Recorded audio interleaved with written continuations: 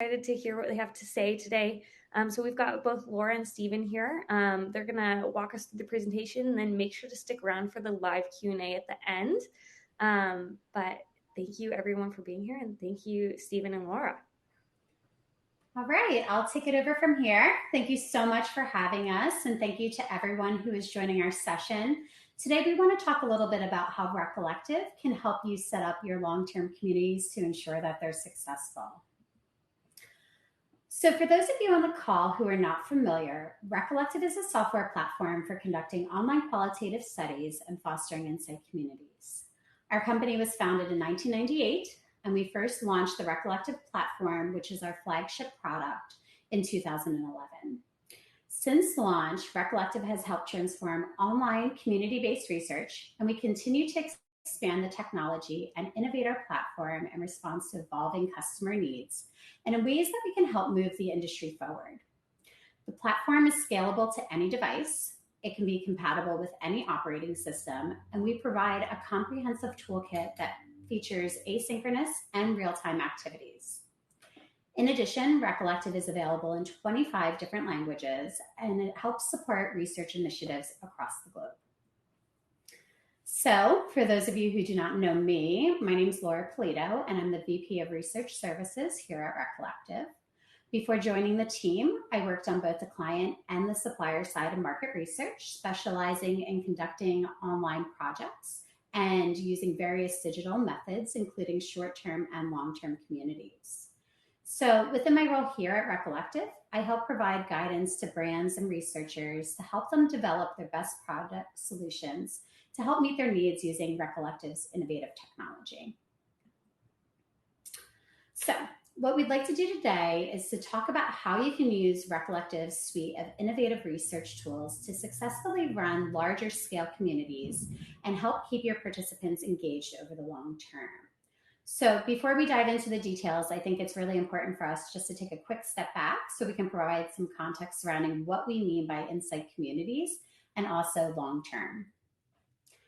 So when we say insight communities, we're referring to conducting research in a private online environment with a targeted group of individuals. So they can be used to address a wide variety of business needs and objectives. And depending on what you're looking to accomplish, they can include any number of participants and last anywhere from a couple days or even be more ongoing in nature. And so when I say long-term, the focus is on creating an online environment that allows researchers and brands to engage with the same set of participants over the course of at least a few months. But typically we see these communities lasting for at least a year or longer. And the reason why is it really enables the researcher to interact with that key audience in a more ongoing way. So whether that is for more longitudinal learning or exploring a long, wide range of objectives with the same audience, or even consolidating research needs across an organization, those are all things that could help benefit from running one of these long-term communities. So regardless if you're running a community that lasts a couple days or if you're designing something that's going to be more ongoing in nature, you still have access to all the same features and functionality within Recollective's platform. The difference is really going to be in which features you choose to leverage and how you utilize them when designing and managing your community. So planning for a long-term community can look similar to the steps you would take for a shorter-term study, but we're going to highlight a few key areas where there are those differences. So the first being community composition. So talking about how you're going to scale, screen, and segment your participants within the platform. Branding and customizing your long-term site on Recollective. And finally, the different types of tools to encourage participation and keep your respondents engaged over the long term. So let's start with a focus on community composition. I think, as we all know, finding the right participants is just as important as the research design itself. And when it comes to planning your community composition, it's really important to consider how inclusive or exclusive you want to be. And the answer to that is really what's going to lead you to three key things. One is going to be how large your community should be. Next, you'll want to identify who you want to target, along with identifying if there's different segments or groups you'd like to include or exclude from the community. And finally, how you want to find your key audience and to ensure they're the right fit for the community. I think the great news is here, all of these things can be addressed and accomplished right within the Recollective platform. So let's address the first point, which is how large should my community be? And this is something we get asked a lot, but I really think there's no right answer on how many participants a long-term community should include. So we've seen successful long-term communities include as little as 250 people, but range all the way up into the thousands. And the nice thing about the Recollective platform is that you do have that ability to scale up to 10,000 panelists, giving you the flexibility that you need to target groups within your core audience. So as you can see here, I'm in Recollective's site administration area where you can manage your panelists at the site level. So you can see for this particular one, I have 597 panelists, but not all of them have to be included in my study. As a researcher, you're able to manage all of your participants here, including their profile information and assigning them to different studies. And when you click on a participant, you can view their segments, you can go ahead and update any of their information, you can view their profile information, and you can even add them to different studies or communities. And when you scroll all the way down to the bottom, you'll see there's even a place where you can track their visits. Now, of course, you don't have to create a community of 10,000 participants or even anywhere close to that size, but you do want to make sure that you have a large enough sample to get a good representation of any key segments or groups that you want to have within your community. The nice thing about Recollective is that the platform not only allows you to identify different segments or groups, but you're also able to use the tools to target specific activities, questions, or content to those groups as well. And then on the flip side of that, you're also able to filter the data to quickly spot key themes and differences that might emerge during analysis among those different groups. So let's take a quick look on what that actually looks like. So as you can see here, when you go to create a new activity within Recollective, you'll scroll down, you'll press the Add Activity button. Then you can simply type in the name of an activity and then select what type of activity you want to create. And then you can choose your settings, which include who you want to target the activity to, which is located under Activity Visibility. If you only want a certain group or groups to see and respond to your activity, you can select those from that drop-down list. If you want all community members to participate in the activity, but you have a subset of questions that you want to ask a specific segment, you can always target those on the task level by limiting who can complete that question. So to do that, you would go ahead and you would create your tasks. As you can see here, we have one already set up. And what you would do is you would scroll down and you would go ahead and choose the button at the bottom that limits who can complete the task, similar to what you would do on the activity level. And if you aren't sure how you want to look at your data from the start, you can always allow everyone to complete an activity. And then you can go ahead and do your analysis in the summary section of the site and filter the data on the back end by segment. And so as you can see here, you simply select that segment, and then the summary section of the site and data will automatically populate based on that selection. And once you know how many people you want to include and who you want to target, you then need to plan how you will find your participants and ensure they're the right fit. So regardless of where you're looking to source those potential members, Recollective has built-in tools not only to help you find the right respondents, will also help streamline that process of getting the members into the community so that they're actively starting to participate when they're excited about the opportunity. So as you can see here, Recollective makes it easy to do your participant screening right within the platform. So within Recollective's participant screening tool, you're able to define the questions that you want to ask members in order to qualify them for your community. So you'll simply press Add Question, and then you'll go ahead and select New Question, and then you can define your qualifiers. So as you can see, there's a variety of different options here. And once you're done filling in the information, you go down to the bottom and press Save. You have the option to include agreements and additional screening questions at any point of the community by requiring your members to answer new questions the next time that they log in. So in addition to this, you're able to limit the number of active participants recruited into your community and choose to manually accept them if you want to. And you can even set quota limits for your different segments. So, what I love about Recollective's screening tool is that once the participants qualify, there's an option to have them automatically join the community if you don't want to do that manual review process, which we've seen lead to increased conversion rates, engagement, and retention over time. But of course, if you want to make sure that all of your community members are submitting, open responses, you can go ahead and do that manual review and ensure and have that extra layer to make sure that they fit before allowing them into the community. So, as I just mentioned, Recollective's in-house screening tool can be enabled to allow members to automatically log into the community. But regardless if you choose to use our screening tool or upload your participants manually, you'll still want to make a good first impression. And so that's where customization is going to come into play. The most successful long-term communities create a really inviting environment that actively conveys their message or mission, but also is appealing to the target audience that you're looking to include in your community. So this can all be done by altering the look and feel of your site. To do this, I always recommend starting off by considering a few key elements. And so first, you want to decide whether your community is going to be branded or blind. And so what I mean by that is, do you want your participants to know who's sponsoring the community and research or not?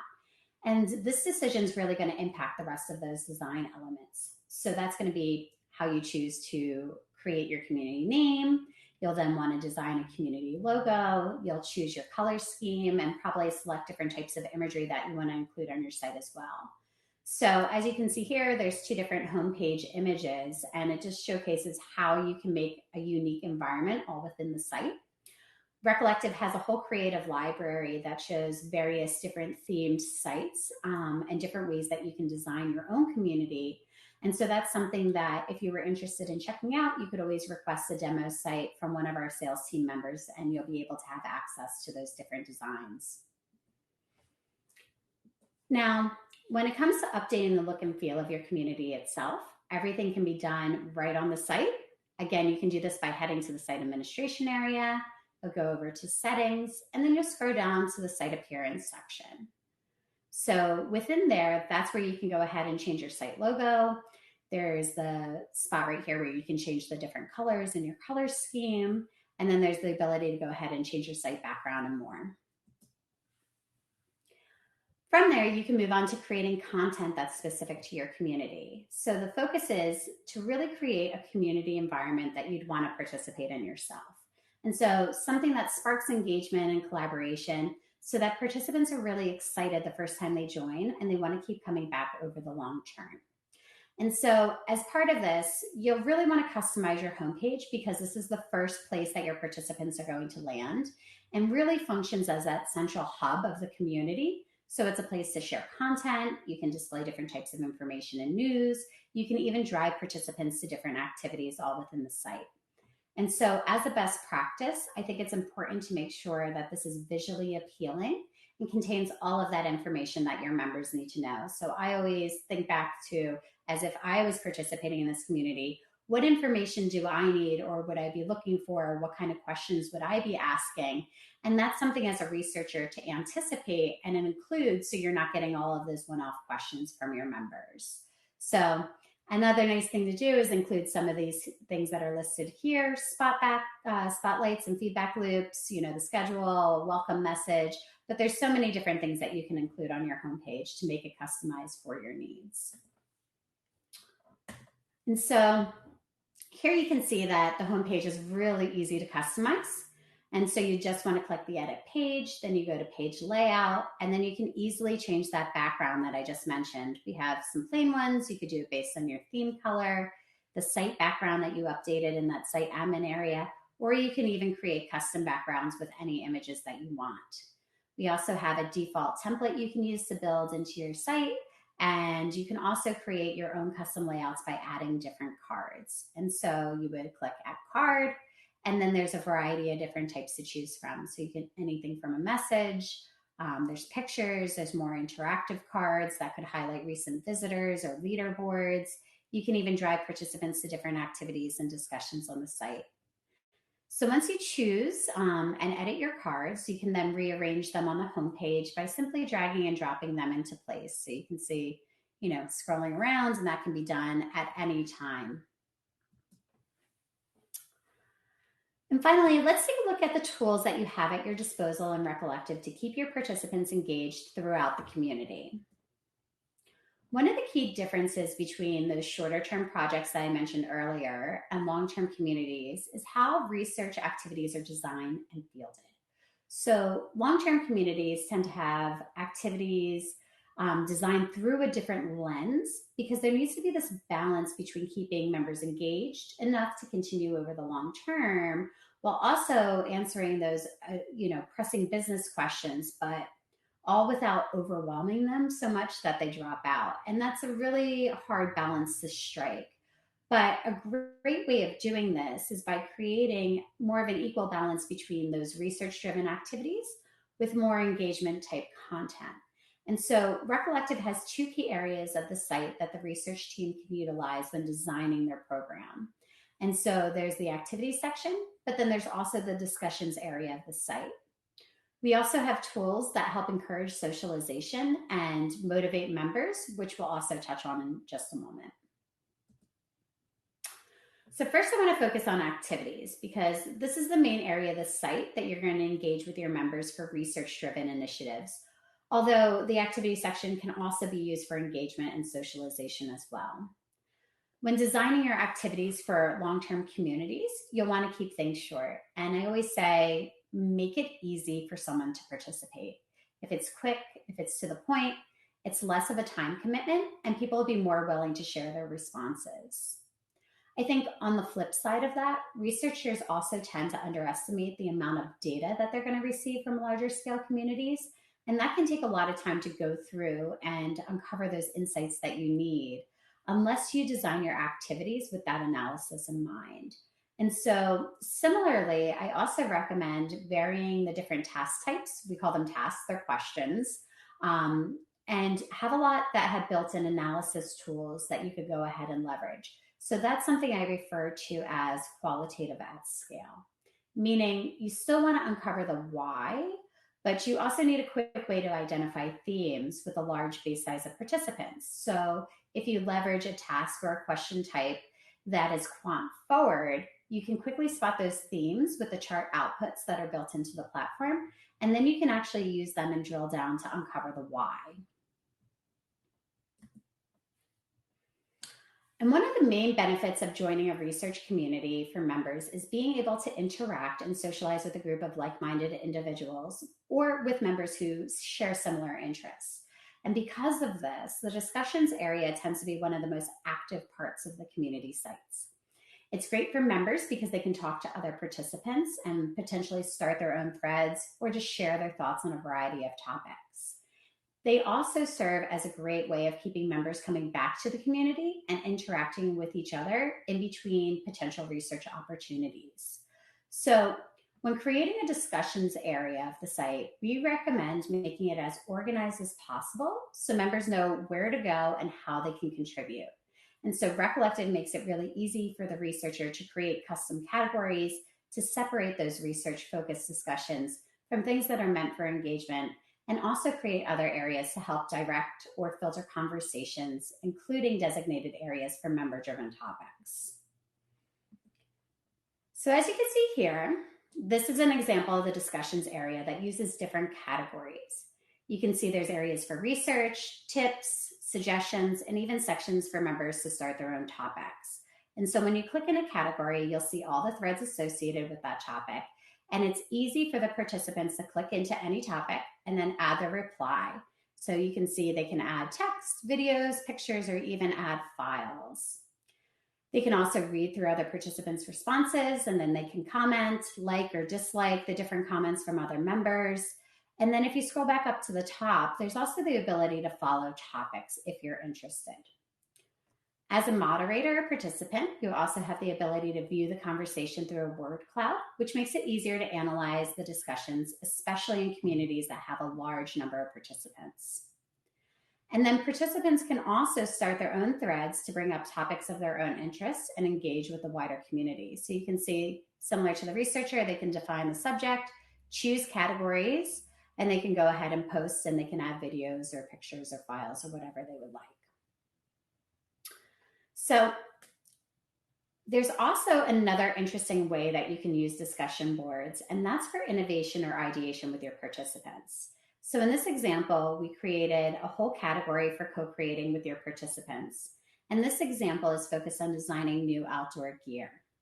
So when setting up a new discussion topic, you have similar settings to the standard activities when it comes to the visibility and socialization that we showed you earlier in the presentation.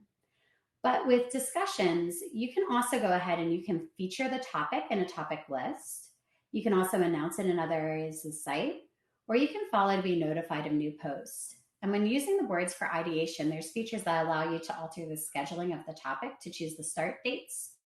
You can enable feedback stages where you set a date where submissions are no longer accepted, but comments and ratings are permitted. And you can also schedule an end date for the topic.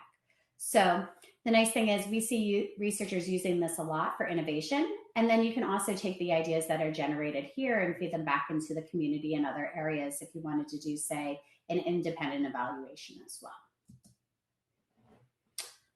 And socialization is also really important when you have a community that's continuous because of that member to member interaction. That's what really keeps participants engaged and wanting to come back over the long term.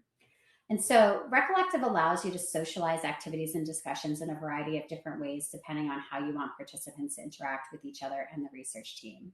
Similar to what you saw earlier, when you're setting up your activity, you would press add activity, put in your name, choose the type of activity, and then customize that activity settings. And this is where you can choose the level of socialization. So it could be public, where all responses are visible immediately. You can also have it uninfluenced, where responses are hidden from participants until they respond.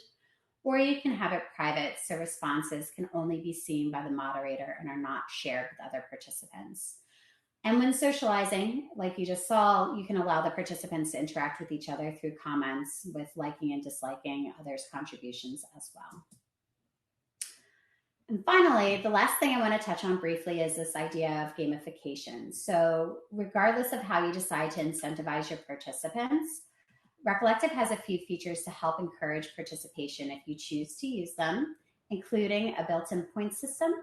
And then we also have leaderboards, which you'll see right here, that can be displayed on the homepage.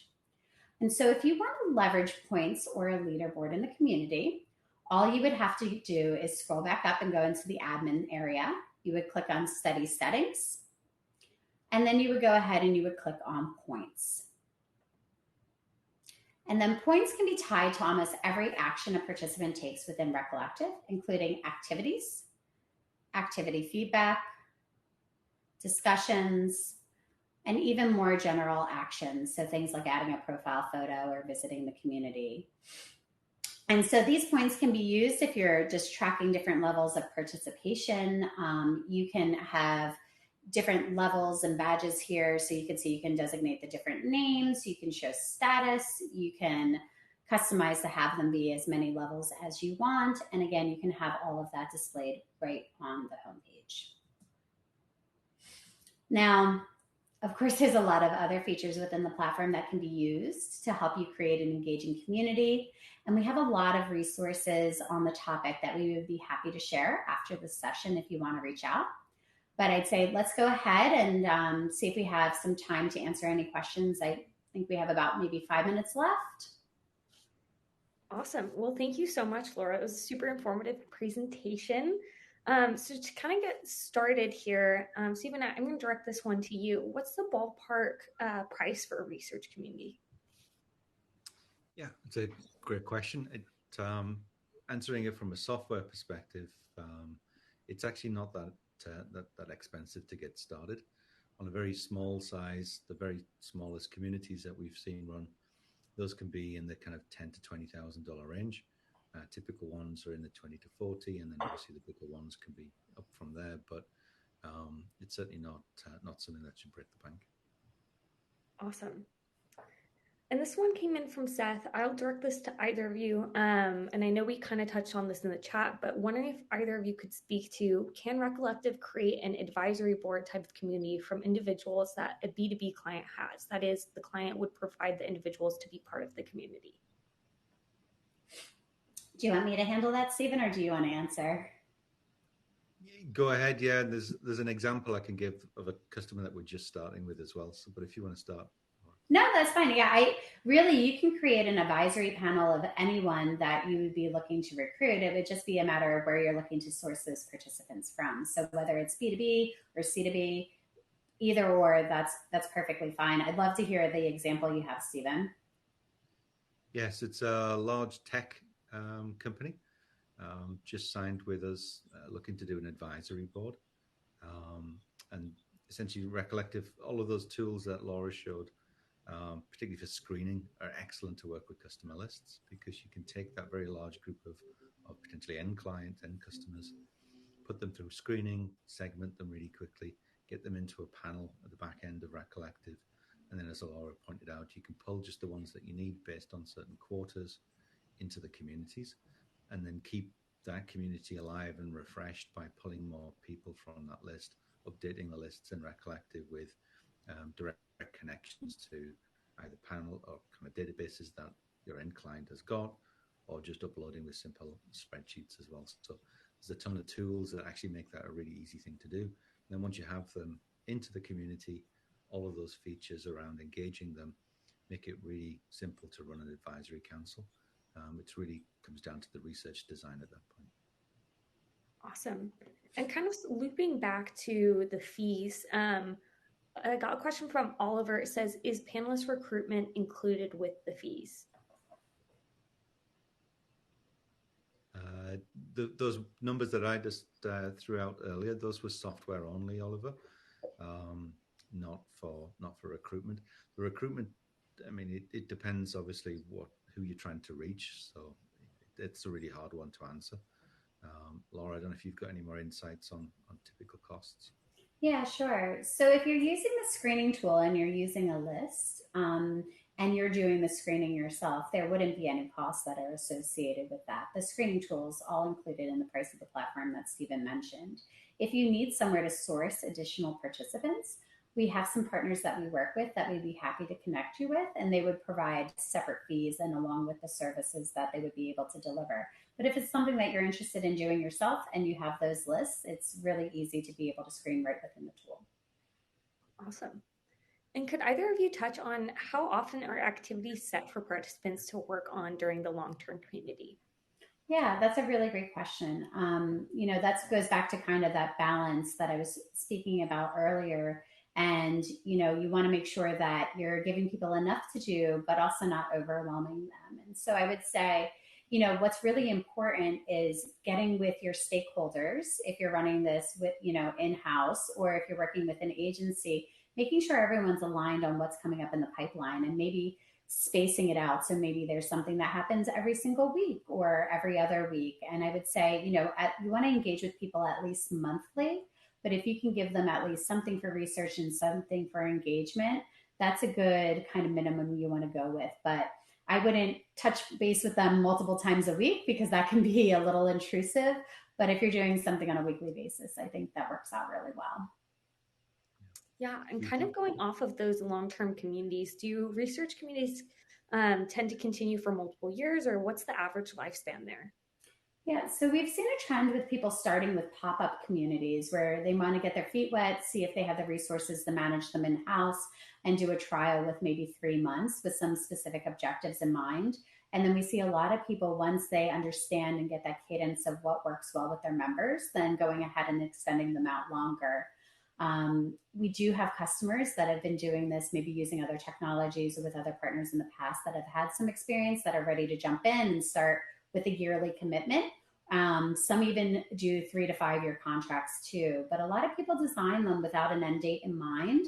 And then that way, when the participants sign up, they're like, oh, this is something where they want to engage with me. There's no end date, and they know that to expect that, rather than I'm going to commit to this for, say, 1 month or 2 months or 3 months. Awesome. And it looks like we are wrapping up here on time. So I think we could take about one more question, then any other questions should definitely be directed to the Recollective team after this. So if you think of something after the fact, make sure to reach out to Laura or Stephen directly. We do have a link on the base of the page that says book a time with me. Make sure to click on that. But as a closing thought, could one of you touch on how long do these research communities typically take to set up? Do you want me to address that, Stephen, or do you want to? You're on a roll, Laura. Go for it. Again, I think it depends. Are you transitioning your community over from somewhere else? Or are you starting it from scratch? But they're fairly quick to set up. I think they do take a larger time investment than a shorter term study because there's all that planning at the beginning you need to go through. What kind of agreements do you need in place, setting those expectations, coming up with a research roadmap and game plan. So I'd say they take a little bit more of an upfront investment than doing an ad hoc project that might last, less than a week. But I'd say once you get into that cadence, it's very quick turn, and I think that's one of the large benefits of doing these long term communities is that you can get those questions in and out of fields in the matter of hours if you needed to. Yeah, I definitely agree. In terms of the technical setup, really rapid. That can be done within 24 hours, kind of thing. But Yeah. really, is the thinking around who do you want to engage, how do you want to engage them, the kind of the homepage design and so on. That'll take just a little bit longer. All right. Well, as I mentioned, if you have any questions, be sure to reach out to the Recollective team. But thank you both so much for a wonderful presentation. It was super comprehensive. I feel like I learned a lot about your platform today, which is always great to see new things. But I hope everybody has a great rest of their day or your day. My goodness. And thank you again for being here. Yeah. Thank you. Thank you.